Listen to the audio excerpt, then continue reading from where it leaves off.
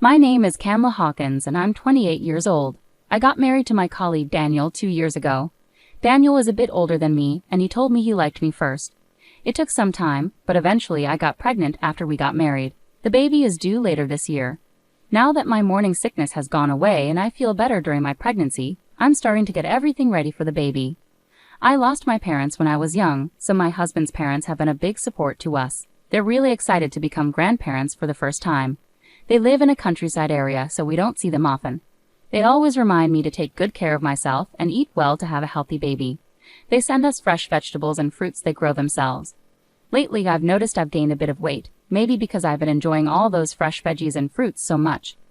I have an older sister named Sophia Baker, who is 32 years old. She's married and has a sweet 3-year-old daughter named Maya.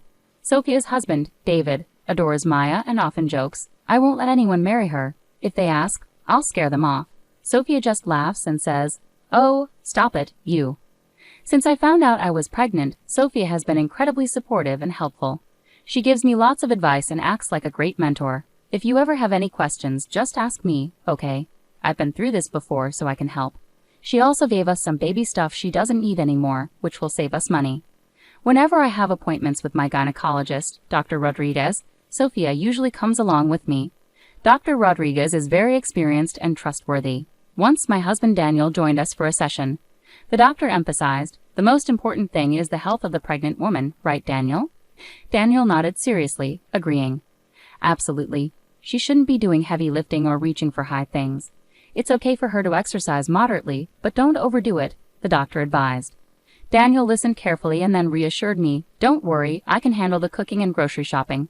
I'm happy to help with cleaning and laundry too," I asked him directly.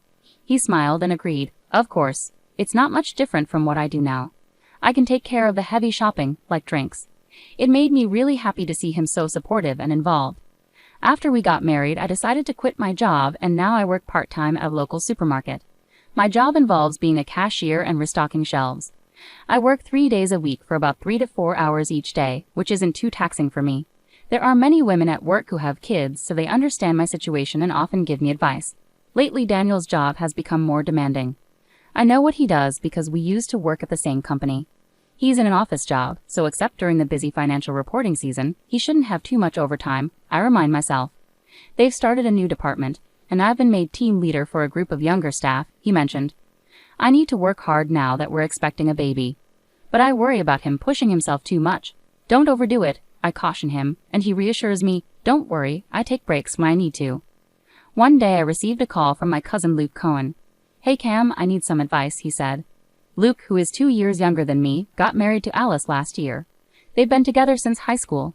Alice is pregnant, and she's been having awful morning sickness. She can't stand the smell of food and hardly eats anything. "What should I do?" he asked. "Well, if she can't eat bread, let her eat cake, right?" "You sound like Marie Antoinette," I teased. But seriously, when I was pregnant, I just avoided foods that bothered me and ate what I could manage. Staying hydrated was important, and chewing mint gum or candy helped with the nausea, I advised. "Got it, thanks. You always know what to say. I'll call you again if anything else comes up," Luke responded gratefully. Sophia, who is my elder in motherhood but younger in experience, lives nearby. Since she's self-employed, she has more flexibility with her time. We've had plenty of opportunities to hang out even before I got married. However, Daniel's behavior began to change as he started working more on weekends, claiming he needed to sort out paperwork from the week. We were spending less time together, and I could feel him becoming more distant. One night, I brought up my frustration about his frequent weekend work. "Can't you manage your work better? You said you'd help around the house, but I feel like I'm doing everything," I complained. My belly was getting bigger, and even simple tasks like cutting my nails were becoming a challenge. But he brushed off my concerns and asked for more support, saying, "My work is really important right now. Can't you be more understanding?" "I get that, but I'm struggling too. Look at my belly. I'm working hard for our child as well. Please don't just dump everything on me," I replied. "Besides, what I heard, is it about seeing another man? Do you mean my cousin Luke? He helps me with shopping when you're not around," I clarified. "Cousin, really? We've been meeting for a while now. He's part of my family, so naturally, we see each other," I explained. "Anyway, please be patient with me a little longer." As the due date approached, tensions remained high. When labor started, I went to the hospital with Sophia. Dr. Rodriguez told me, "You're ready for the delivery room. After the birth, you'll stay for postnatal care." Daniel couldn't be there for the birth or help with hospital preparations due to work, so Sophia took care of everything. 5 hours after arriving at the hospital, I gave birth to a boy. Despite the pain, the midwife said it was a straightforward delivery. Seeing my baby's adorable face made everything feel worthwhile. That night, Daniel finally visited the hospital. Dr. Rodriguez warmly said, "Congratulations on your wife's hard work. Hold your baby and enjoy this moment." I was tired but excited to see Daniel's reaction. However, he didn't smile and remained silent after seeing the baby. Then he asked, "Is he really my child?" "What? That's your first thought?" I was shocked and speechless. Dr. Rodriguez reassured us, "Give it some time. You'll grow to love him." Gathering my thoughts, I turned to Daniel and said firmly, "This is our child. Let's work together to raise him." Despite my plea, Daniel remained impassive. Then, out of nowhere, he said, "Doctor, I have a request. Please conduct a DNA test for the child." "What?" I was stunned by his request. A DNA test? Did he seriously doubt that this was his child? It felt absurd and deeply hurtful. Dr. Rodriguez was taken aback. "Well, it's possible to do that, but these aren't the kind of words you should be saying on the day of the birth," she tried to reason with him. Daniel insisted, "Please, I need it." Feeling wounded, I couldn't hold back. "Do you doubt me? This is devastating," I cried out. The pain of childbirth suddenly seemed trivial. "I just want the truth. If the test shows he's really our son, that's all that matters. It would bring me peace of mind, or is there some reason you're worried about?" Was he implying I had something to hide? It was a terrible accusation. "I don't expect you to thank me, but asking for a DNA test right now is beyond hurtful." As tensions escalated, Dr. Rodriguez reluctantly agreed. "All right, we'll proceed with the test." Feeling disheartened, I knew deep down that the child was Daniel's, so I braced myself for what was to come.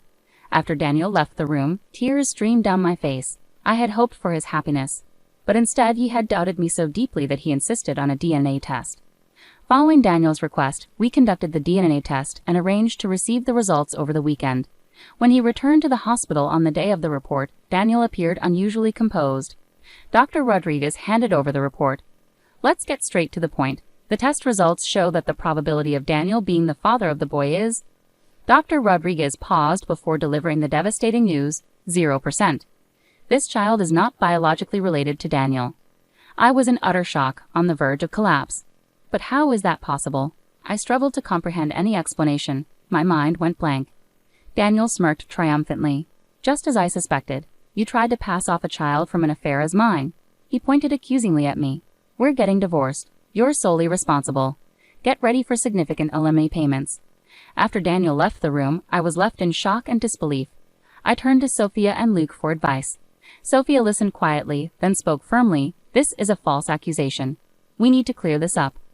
Luke, strangely smirking, assured me, "Don't worry, everything's fine on my end." Sophia snapped back, "This is serious, not a joke." Luke chuckled, seeming amused.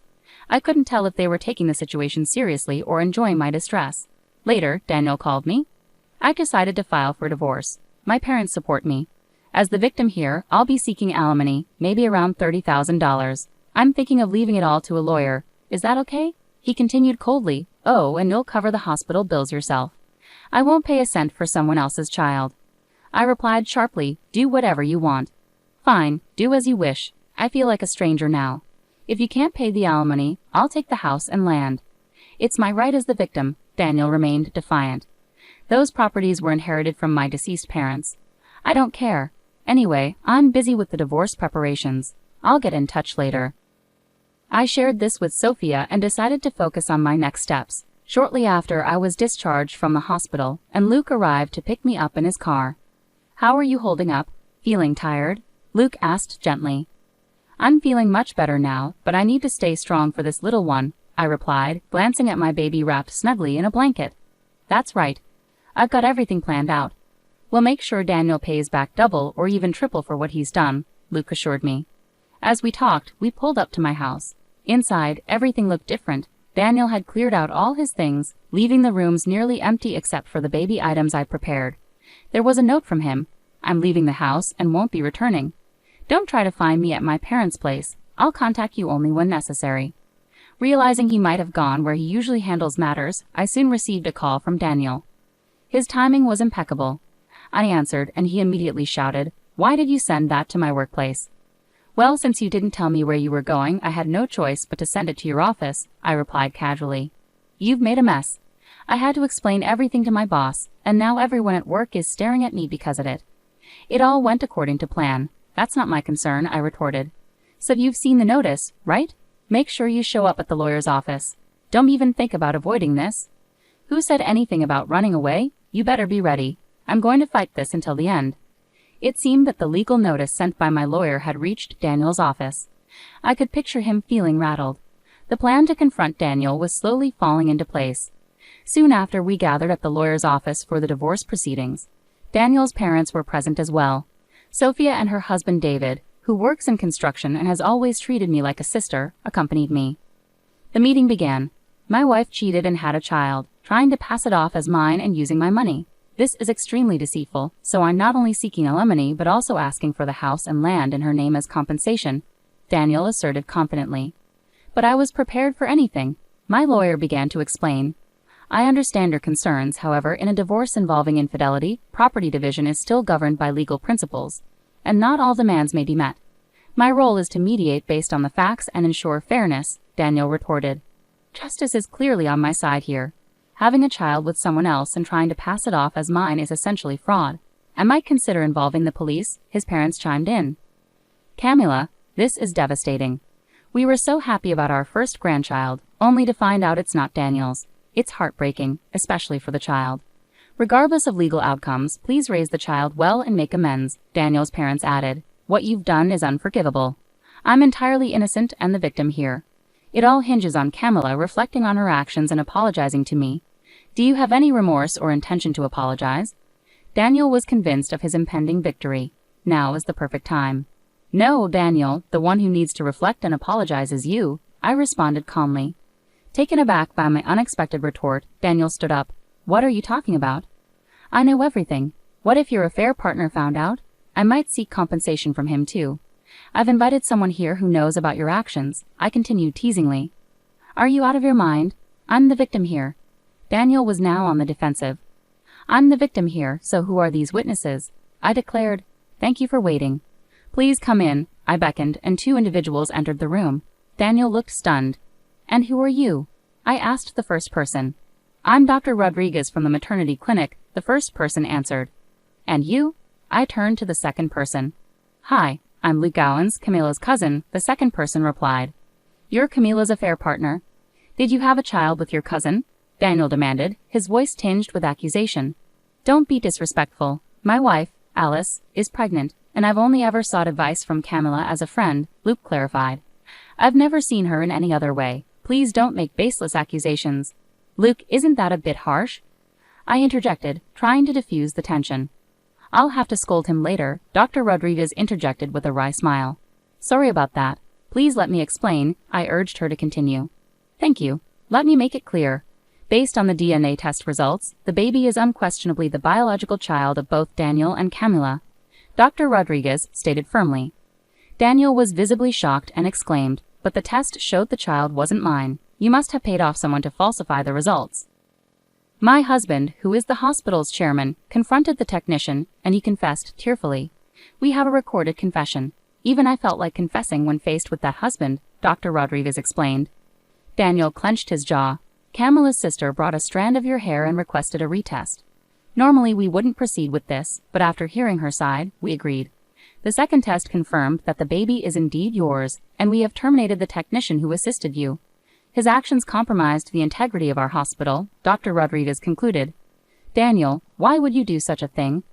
I confronted him, standing up. Sophia spoke up on behalf of the speechless Daniel. It's because Daniel was the one cheating. Daniel's parents were left speechless, their initial shock apparent. Daniel was the cheater. We saw him with another woman downtown on a Saturday, I revealed. He claimed he was working that day, which seemed suspicious to us. We asked Luke to investigate, Sophia added. Yeah, I used to work part-time at a detective agency in college, so I know how to dig into these things. We gathered plenty of evidence of his affair. Here's a recording of their conversation, Luke explained. Sophia played the recording on a digital recorder. Daniel and the woman's voices were clear. We'll manipulate a DNA test to make it look like the child isn't mine. I'll use that as proof of her cheating with someone else, maybe her cousin. I have photos, and I'll accuse her of infidelity. Then I can blame everything on her, file for divorce, claim alimony, and since she had a child with another man, I'll take the house and land too. I'll be seen as the victim in all of this. There won't be any issue with us being together after that." Daniel looked stunned as the recording played, unable to speak. "I'm a genius, aren't I? More like a villain than a genius," came the woman's laughter on the recording. Sophia stopped the recorder and Luke added, "The woman is Leah Turner, your colleague from the same team." Daniel's face went pale at the conclusive evidence presented. He had no defense left. "Now that the truth is out, it's my turn," said the lawyer with a smirk. He produced various documents from an envelope and continued, "Here are Camila's demands. Firstly, she requests a divorce from Daniel. Regarding the forgery of the DNA test, she won't pursue legal action, but she will seek compensation from Daniel and Leah. Additionally, Daniel will be required to undergo property division and provide child support." Daniel's parents were stunned by the unexpected turn of events. Pressured by Camilla and Sophia, Daniel capitulated. I filled out the divorce paperwork and Daniel completed his portion. The finalized divorce form was witnessed by the lawyer and promptly filed. Leaving the lawyer's office, we celebrated at a nearby restaurant. I was officially divorced from Daniel. I received a substantial amount of compensation and child support in a lump sum. I named my son Landon, and it seemed his grandparents had advanced the funds. Daniel found himself ostracized from his family, burdened with debts he had to slowly repay. His affair with a collie led to both of them being dismissed for violating company policies. Now struggling to find stable employment, Daniel worked part-time at a gas station. Meanwhile, I focused on raising Landon, taking a leave from work. The compensation money I received was sufficient for us to live on comfortably. Landon brought immense joy into my life, and capturing his moments on camera turned into a surprising source of income when Luke edited and uploaded our videos online, which gained popularity. I received tremendous support in raising Landon, not just from Sophia, but also from my colleagues at the part-time job, especially the older women who helped with grocery shopping and deliveries. The store manager, who often assisted with these deliveries, turned out to be a kind and hardworking man who had gone through a divorce himself. Unbeknownst to me, the ladies at work had been subtly trying to set us up. As Landon turned 1 year old, the store manager proposed to me. I admired his humble demeanor, fairness, and how he treated everyone with respect. Our interactions during his grocery deliveries quickly turned into a deeper connection, and I happily accepted his proposal. Landon, too, grew fond of him, and I trusted him completely to care for my son. We're taking our time with marriage preparations, enjoying this new phase of our relationship. Recently, Landon started calling him manager or dad, which filled my heart with happiness. Watching Landon sleep peacefully, I made a promise to myself not to let this happiness slip away again.